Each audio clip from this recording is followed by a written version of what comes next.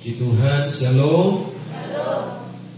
Kita masih di seri khotbah persiapan kematian bagian keempat dengan subtema bijak atau bodoh.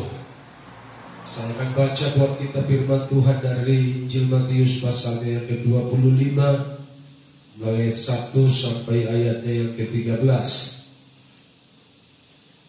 Begini bunyi firman Tuhan. Pada waktu itu, hal kerajaan surga seumpama 10 gadis yang mengambil pelitanya dan pergi menyongsong mempelai laki-laki. 5 diantaranya bodoh dan 5 bijaksana. Gadis-gadis yang bodoh itu membawa pelitanya tetapi tidak membawa minyak, sedangkan gadis-gadis yang bijaksana itu membawa pelitanya dan juga minyak dalam buli-buli mereka. Tetapi karena mempelai itu lama tidak datang juga, mengantuklah mereka semua lalu tertidur. Waktu tengah malam terdengar suara orang berseru, mempelai datang, songsonglah dia. Gadis-gadis itu pun bangun semuanya lalu membereskan pelita mereka. Gadis-gadis yang bodoh berkata kepada gadis-gadis yang bijaksana, berikanlah kami sedikit dari minyakmu itu, sebab pelita kami hampir padam. Tapi jawab gadis-gadis yang bijaksana itu, nanti tidak cukup untuk kami dan untuk kamu. Lebih baik kamu pergi kepada penjual minyak dan beli di situ. Akan tetapi waktu mereka sedang pergi untuk membelinya, datanglah mempelai itu dan mereka yang telah siap sedia masuk bersama-sama dengan dia ke ruang perjamuan kawin. Lalu pintu ditutup. Kemudian datang juga gadis-gadis yang lain itu dan berkata, Tuhan, bukakan kami pintu. Tetapi ia menjawab, aku berkata kepadamu, sesungguhnya aku tidak mengenal kamu. Karena itu berjaga-jagalah, sebab kamu tidak tahu akan hari maupun akan saatnya. Puji Tuhan. Yang berbahagia adalah mereka yang mendengar firman Tuhan dan yang melakukannya dalam kehidupan mereka hari lepas hari. Persiapan kematian.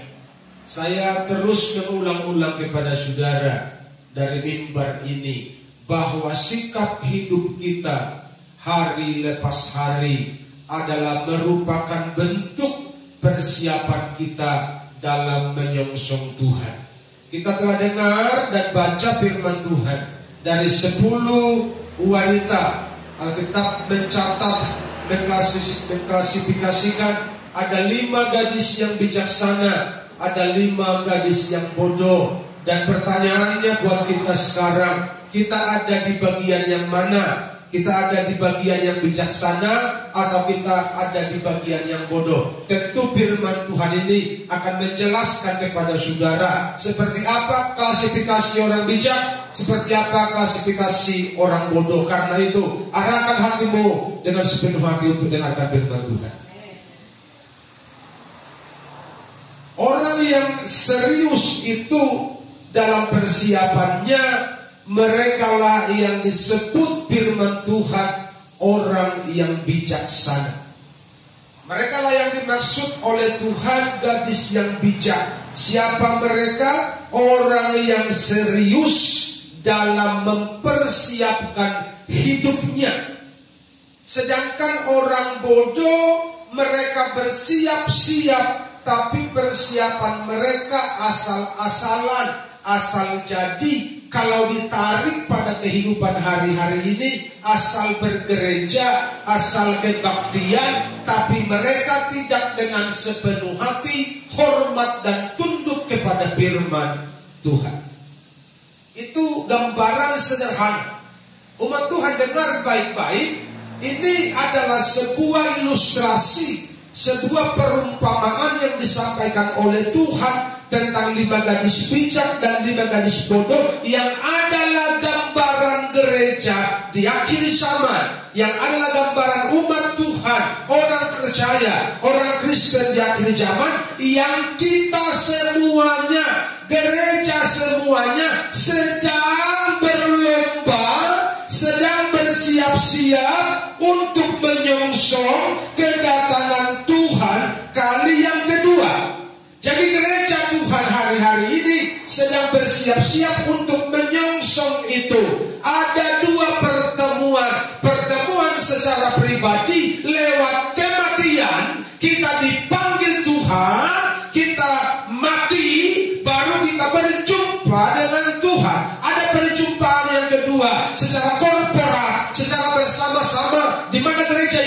Yesus dan diangkat, terjadi rapture, kita berjumpa dengan Tuhan di udara, orang-orang mati dibangkitkan, orang-orang masih hidup diubah dalam sekejap mata, tubuhnya menjadi tubuh kemuliaan, kita terbang ke surga, menyongsong Tuhan yang angkasa dan hidup bersama-sama dengan Tuhan di sana. Itu kebangkitan, itu perjumpaan yang kedua. Dan perjumpaan yang pertama tadi lewat proses kematian. Kita bisa ada di yang pertama, kita bisa ada di yang kedua, terserah Tuhan. Pertanyaannya, entah di poin pertama atau di poin yang kedua, yang pasti kita akan mati.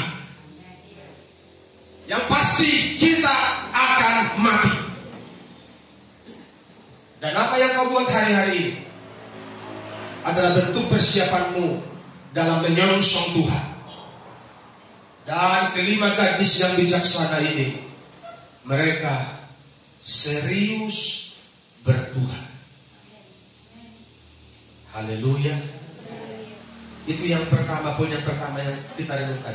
Orang bijaksana ini, umat bijaksana ini, gereja yang bijaksana ini, mereka serius banget bertuhan. Karena mereka tahu waktu ini tidak akan lama lagi. Namanya aja tadi dikatakan menyongsong, artinya menunggu, menanti kedatangan Tuhan kali yang kedua. Jadi orang yang bijak itu mereka betul-betul serius dalam mempersiapkan. Saudara ngerti persiapan sebagaimana kita mau bikin pesta anak, kita mau nikah contohnya.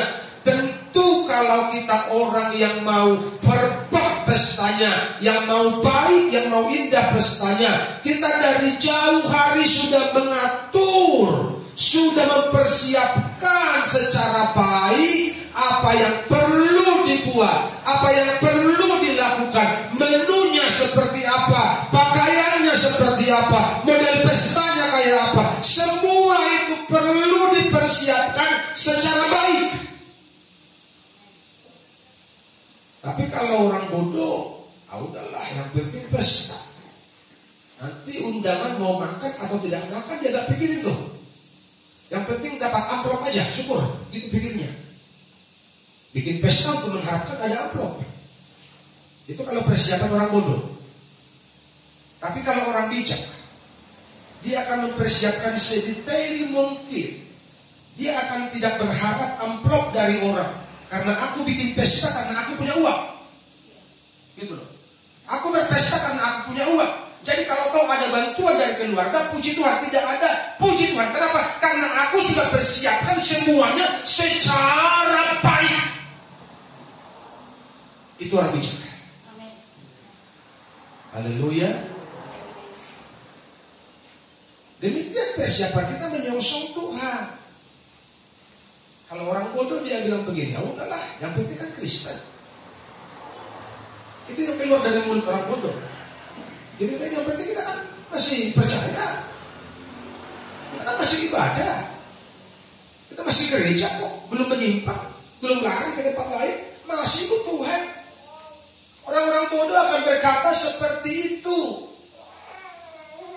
Tapi kalau orang bijak dia akan berkata begini, Tuhan, apalagi yang masih kurang? Apalagi di hidupku yang masih kurang? Dalam saat teduhnya dia berdoa, Roh Kudus koreksi aku. Ingatkan aku kalau masih ada kealpaan-kealpaanku. Apa kekurangan-kekuranganku yang membuat aku berjarak dengan Tuhan. Roh Kudus ingatkan aku. Itu doanya orang yang serius, orang yang sungguh-sungguh, orang yang bijak. Supaya apa? Supaya aku layak, aku tidak mau tertinggal Tuhan. Aku tidak mau ketika berjumpa dengan Tuhan aku malu karena aku tidak punya persiapan yang baik. Itu orang bijaksana. Kalau orang bodoh sibuk dengan urusan-urusan duniawi, sibuk dengan uang, sibuk dengan bisnis, sibuk dengan pekerjaan, berdoa kalau ada waktu, kebaktian kalau ada waktu, baca Alkitab apalagi Senin Kemis. Tidak ada sesuatu yang dipersiapkan secara baik. Tetapi ingatlah, orang bodoh itu pun berharapnya masuk surga. Betul begitu kan? Orang bodoh itu pun berharapnya masuk surga. Tetapi pertanyaannya, mereka masuk apa tidak? Mereka tidak masuk karena tidak memenuhi persyaratannya Tuhan. Tidak memenuhi kualifikasinya Tuhan. Kenapa? Karena mereka kurang serius mempersiapkan hidupnya. Engkau yang mau berjumpa dengan Tuhan serius dalam persiapan. Persiapkan dirimu secara baik. Persiapkan rohanimu secara baik. Yang kedua, orang bodoh akan bilang begini, masih lama kok Tuhan datang. Itu bahasa orang bodoh. Masih lamanya Tuhan datang. Di dalam ayatnya yang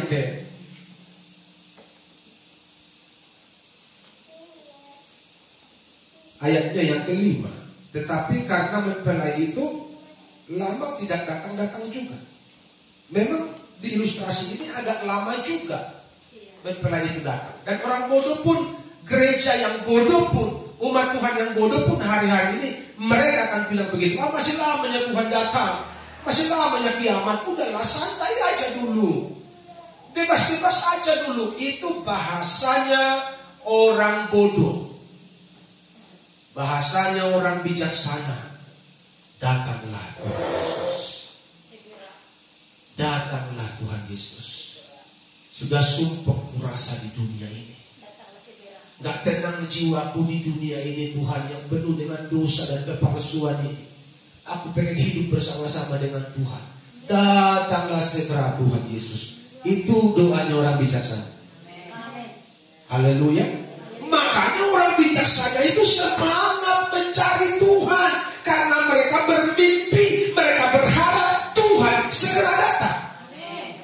Haleluya. Dan permeman tadoon say susado tok diso. Bukan tempat yang baik dunia ini, susah di sini. Itu bagi orang yang bijaksana. Bagi orang bodoh, enak kok di sini, masih bisa pesta-pesta, bisa makan minum, bisa happy-happy dan segala macam. Itu kata orang bodoh. Kalau kata orang bijak, ini bukan tempatku, aku bukan warga Sidamanik lagi, aku warga sorga. Datanglah Tuhan Yesus. Itu bahasa orang bijak. Saudara, kau lebih lama di sini? Mari kita mengubah paradigma kita hari ini selagi masih ada waktu yang Tuhan beri buat kita. Meskipun kata firman, mempelai itu lama tidak datang, bukan berarti dia tidak datang. Dia pasti datang dan menurut waktunya. Dan tidak ada yang bisa memprediksi kapan dia datang, tapi yang pasti dia akan datang segera. Dia yang bilang, aku datang segera. Itu kata Tuhan. Kata-kata segera ini perlu dipertanyakan. Karena itu orang bijaksana, mereka akan serius, mereka akan sungguh-sungguh, mereka akan menanti-nantikan Tuhan. Setiap hari, setiap malam kedatangan Tuhan. Seperti 5 gadis bijak ini, semua disediakan. Pelitanya tetap menyala, buli-bulinya terus diisi. Tidak diizinkan ada kekosongan, tidak diizinkan ada kekurangan. Dia terus mengisi, dia terus mempersiapkan. Karena dia mau pada waktu Tuhan datang, dia dalam kondisi siap. Haleluya. Haleluya.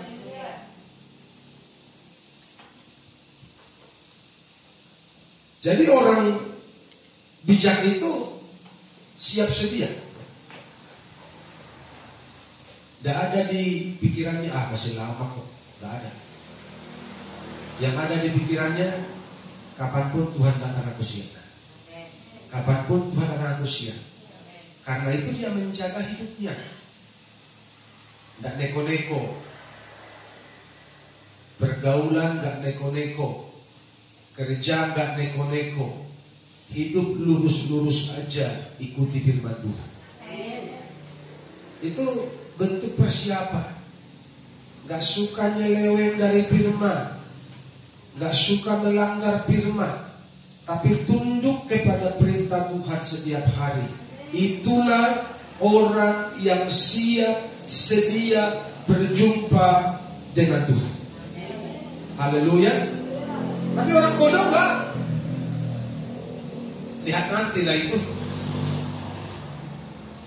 Itu bahasanya orang bodoh. Lihat nanti lah itu. Ya kalau Tuhan mau aku di surga ya syukur. Kalau Tuhan tidak mau ya terserah Tuhan lah. Lihat nanti lah itu. Tanpa mempersiapkan diri secara baik. Begitu terdengar suara sangkakala pada tengah malam. Kenapa dikatakan tengah malam? Itu gambaran misteri kedatangan Tuhan. Sama seperti yang tetap di kitab lain bilang dia datang seperti pencuri pada tengah malam.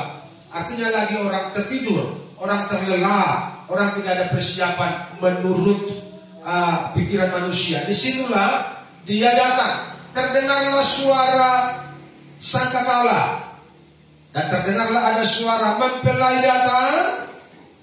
Songsonglah dia. Semua orang terbangun.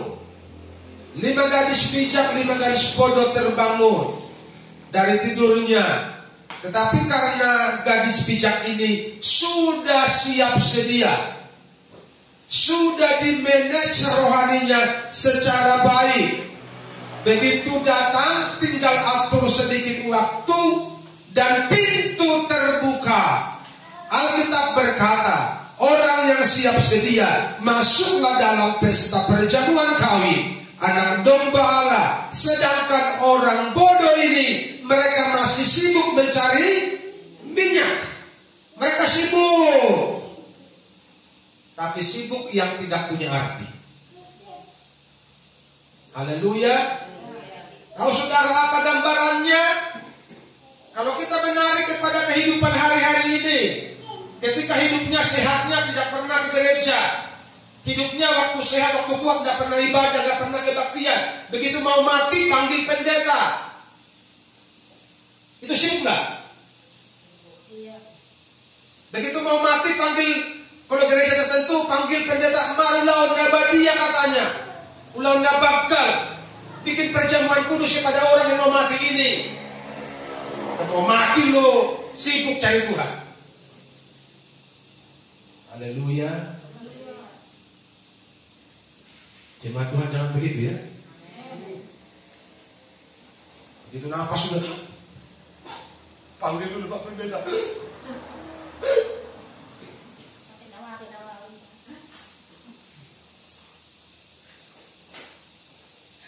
Begitu datang Pak Pendeta, kemana dirasakan lo?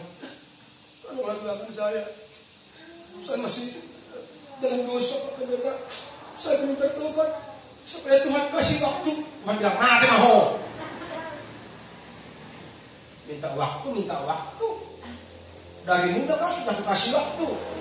Begitu ucapan dari surga. Itulah masalah. Dari muda kau sudah kasih waktu. Begitu nafas tinggal 3. Aku mau melayani Tuhan. Tuhan bilang, gak pernah aku kau. Haleluya. Makanya lagunya, oh Tuhan, pakailah hidupku selagi aku masih kuat. Bukan sudah pengkor kau, udah mau mati. Tuhan, aku mau melayani. Tuhan bilang, gak butuh, gak ada lowongan.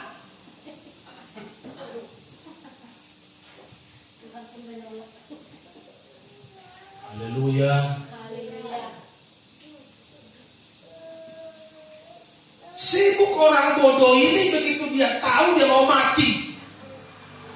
Begitu sudah dengar suara mempelai datang song-songlah dia. Artinya ini deadline, ini mau kiamat. Sibuklah mereka bertobat, sibuklah mereka mencari minyak. Tapi kesibukan itu kesibukan yang tidak ada arti, karena Tuhan bilang pintunya tutup. Begitu orang-orang bijaksana yang cinta Tuhan masuk dalam pintu perjamuan, pintu ditutup, dimeteraikan langsung. Tidak ada satu orang pun yang bisa buka lagi. Begitu mereka habis ambil minyak, sudah merasa bertobat, Tuhan, bukakanlah kami pintu. Apa kata Tuhan? Ada ayatnya kan? Iya. Kemudian datang juga ayat 11. Kemudian datang juga gadis-gadis yang lain itu dan berkata, Tuhan, bukakanlah kami pintu. Tetapi ia menjawab, aku berkata kepadamu, sesungguhnya aku tidak mengenal kamu. Dan ku tandai seho. Datanglah aku contohnya, Tuhan. Masa kau tidak kenal aku? Tiap itu pakai dasi loh Tuhan. Aduh. Datang pada saya lagi begini, Tuhan masa tidak kenal aku? Tiap minggu aku pakai cuma panjang loh Tuhan. Pimpin nggak itu di tiap minggu Tuhan. Pakai cuma panjang Tuhan. Dapat ada. Kalau bisa lo bisa tawar menawar, kita bilang begitu Tuhan. Coba dulu buka dulu bukunya. Tak ada nama aku enggak? Buka dulu. Udah masa bodoh enggak ada. Kalau ada kau. Tiap minggu khotbah Tuhan, aku ada ho. Kenapa? Karena tidak baik-baik mengisi hidupnya. Di situ nanti enggak dibilang apa rupanya jabatanmu. Aku pendeta, mau masuk lah. Enggak ada. Enggak ada pilih kasih di situ. Tuhan, buka kayak pintu. Saya kata aku sih Tuhan. Enggak ada begitu, enggak ada pertanyaan begitu, enggak ada pertanyaan. Haleluya. Mau melamar di kantornya begitu ada pertanyaan. Dengan Tuhan, pintu tutup, selesai urusan. Yang terlambat tidak ada waktu. Mau apapun jabatanmu di bumi ini, enggak laku sama Tuhan. Enggak laku sama Tuhan. Haleluya. Karena itu selagi masih ada waktu,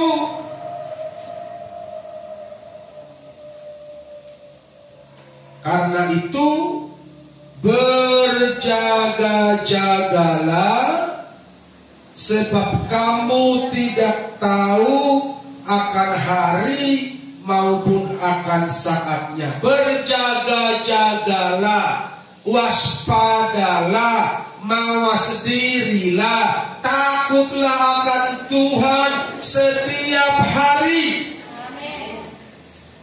Itu bentuk dari berjaga-jaga. Kalau engkau takut Tuhan, engkau hidup dalam kebenaran, rohmu akan terkoneksi setiap waktu dengan Tuhan. Tapi kalau engkau tidak cinta Tuhan, engkau melanggar firman, maka koneksimu dengan Tuhan akan terputus. Jaringanmu tidak lagi direct, tapi jaringanmu akan sabar-sabar. Mungkin sinyalmu akan hilang, sinyal rohmu akan hilang dengan surga kalau engkau melanggar firman Tuhan. Dan engkau tidak peka lagi, engkau tidak dengar lagi kalau Tuhan datang. Kenapa? Karena engkau mendukakan Roh Kudus lewat hidupmu yang melanggar firman. Karena itu jangan pernah melanggar firman Tuhan. Hidup dalam kebenaran setiap hari, supaya rohmu terus terkoneksi dengan Tuhan.